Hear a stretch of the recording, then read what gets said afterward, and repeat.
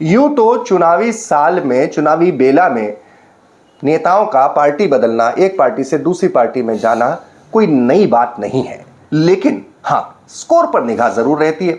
खासतौर पर राजनीतिक विश्लेषकों की निगाह रहती है कि आखिर किस पार्टी के लोगों ने ज्यादा पार्टी छोड़ी, किस पार्टी में ज्वाइन करा। इस लिहाज से यह कहना पड़ता है, वर्तमान स्थिति परिस्थिति के स्कोर के हिसाब से यह बात निकलकर सामने आ रही है कि बीजेपी छोड़कर कांग्रेस ज्वाइन करने वाले नेताओं की तादाद ज्यादा है बनिस्बत की कांग्रेस छोड़कर बीजेपी ज्वाइन करने वालों की। एक तरफ लाडली बहना योजना के बाद और अमित शाह की मध्य प्रदेश के चुनाव मैनेजमेंट में एंट्री के बाद जिस तरीके से बीजेपी मैदान मजबूत करती जा रही है, वहीं दूसरी तरफ बीजेपी के दिग्गज कई नेता, पूर्व विधायक, वर्तमान विधायक तक कांग्रेस का दामन थाम रहे हैं। ऐसा है क्यों? तो ऐसा क्यों कहना पड़ता है कि बीजेपी में भगदड़?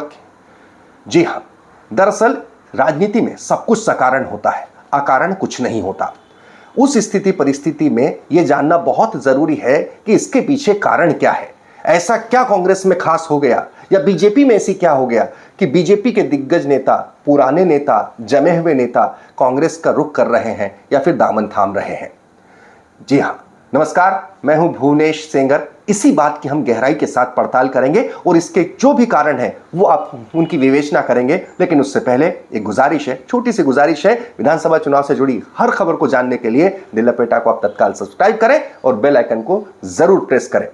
तो आइए इस बात की हम पड़ताल करें। उसके पहले हम जानते हैं कि कहना क्यों पड़ रहा है। एक दिन में ही 9 बीजेपी के दिग्गज नेताओं ने कांग्रेस का दामन थामा। उसमें पूर्व विधायक भी थे, वर्तमान विधायक भी। भंवर सिंह शेखावत बीजेपी के जाने माने नेता, पूर्व विधायक और 2 बार के विधायक रहे। इंदौर के क्षेत्र क्रमांक 5 से विधायक रहे, बदनावर से विधायक रहे।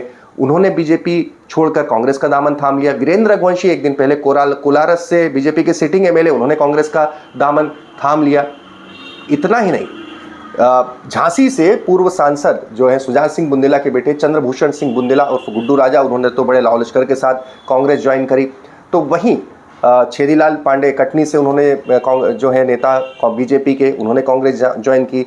अंशु रघुवंशी बीजेपी की नेत्री गुना से, उन्होंने कांग्रेस ज्वाइन की। केशव यादव भिंड से बीजेपी के नेता, उन्होंने कांग्रेस ज्वाइन की। और साथ ही में उमाशंकर गुप्ता के भांजे आशीष अग्रवाल, उमाशंकर गुप्ता बीजेपी के पूर्व गृह मंत्री रहे, उनके भांजे आशीष अग्रवाल जो कि बीजेपी के आईटी सेल के में महती जिम्मेदारी निर्वाह कर रहे थे, उन्होंने भी कांग्रेस ज्वाइन कर ली।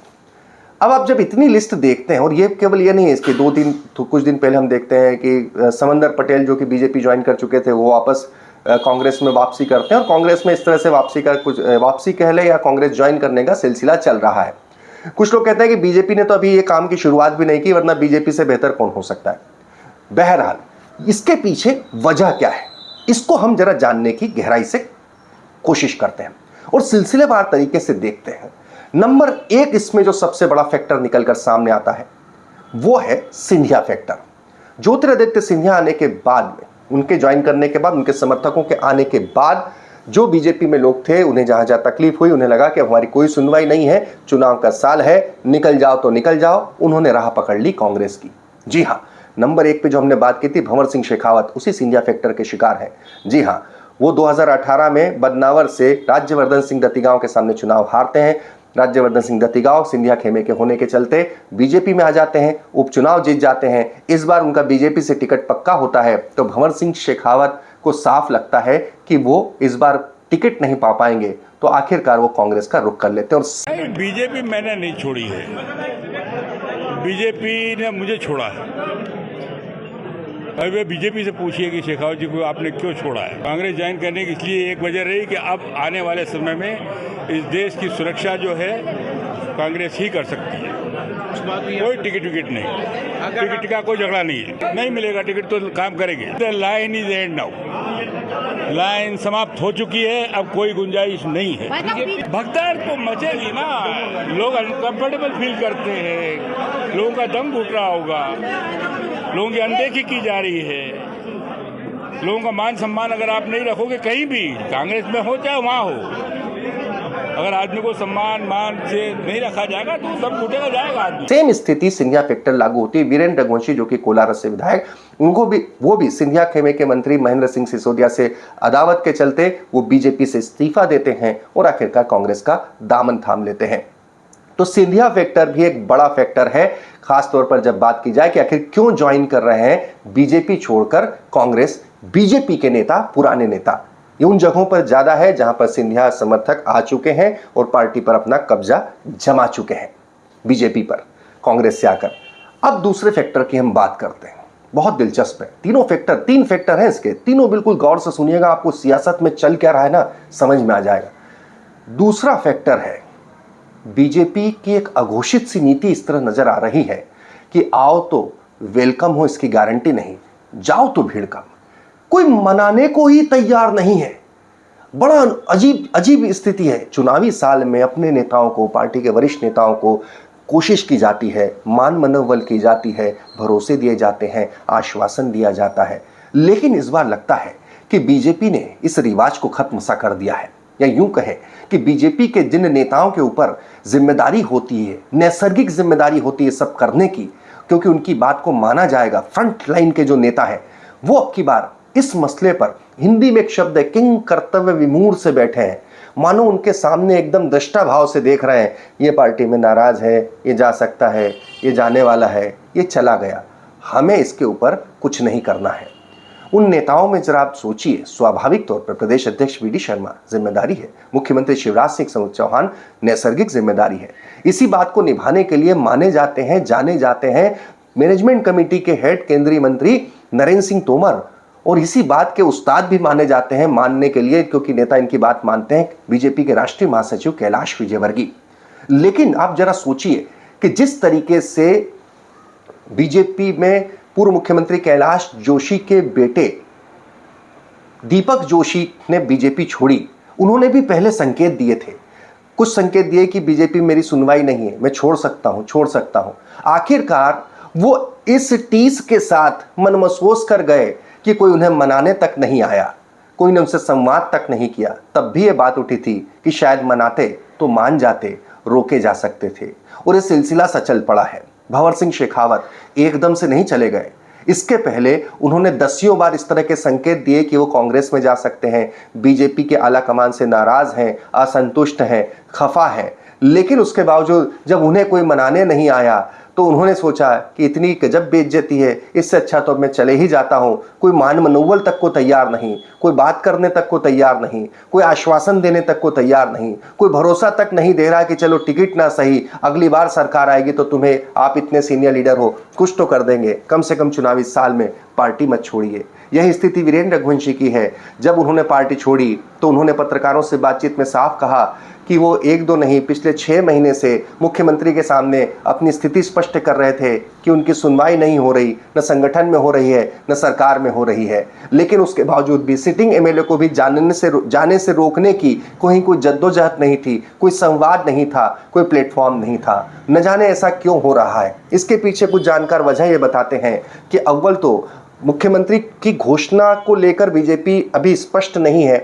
पत्रकार सवाल पूछते अमित शाह के से कि बीजेपी, आप कह रहे हैं कमल निशान है और मोदी के चेहरे पर चुनाव है, तो चुनाव में बीजेपी जीती तो क्या शिवराज ही सीएम होंगे? इस पर वो कोई जवाब नहीं देते हैं। तो इसको लगता है, फ्रंट लाइन के तमाम नेताओं को लगता है कि अगली बार तो मुख्यमंत्री हमें ही बनना है, जो काम दिया बस उतना करो, इधर उधर के चक्कर में मत पड़ो। और इसके अलावा दूसरा यह है कि बीजेपी को लगता है कि अब जिसे जाना है वो जाएगा ही, क्योंकि हालात ही ऐसे पैदा हो चुके हैं।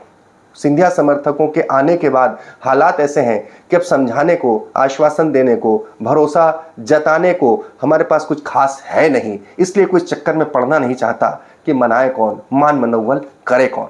दूसरे फैक्टर के बाद तीसरा फैक्टर और बहुत बड़ा, बहुत दिलचस्प है। वो है कमलनाथ, जो कि कांग्रेस के प्रदेश अध्यक्ष हैं, खुद को भावी मुख्यमंत्री बताते हैं।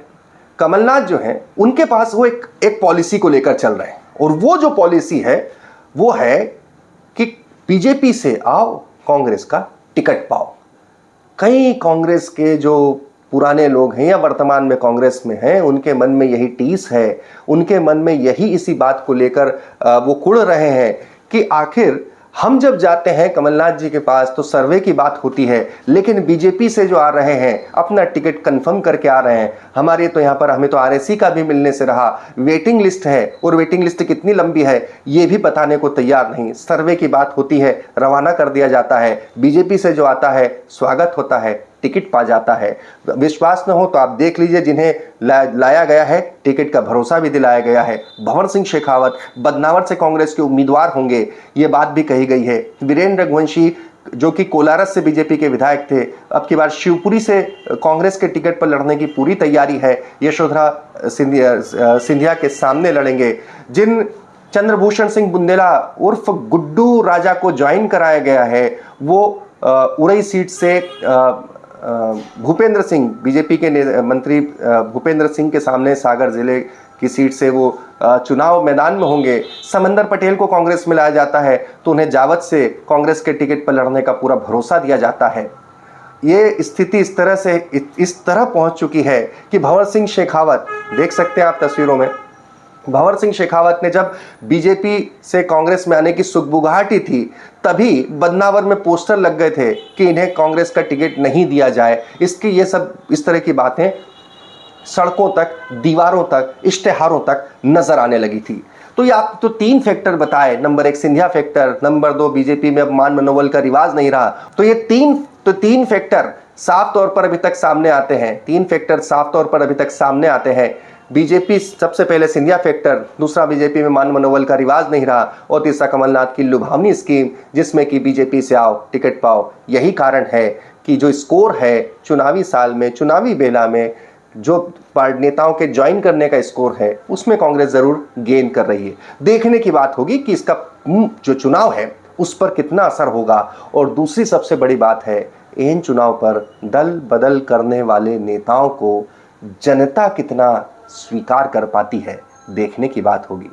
विधानसभा चुनाव से जुड़ी हर जानकारी, हर खबर और हर सियासी विश्लेषण के लिए दिल लपेटा को जरूर सब्सक्राइब करें।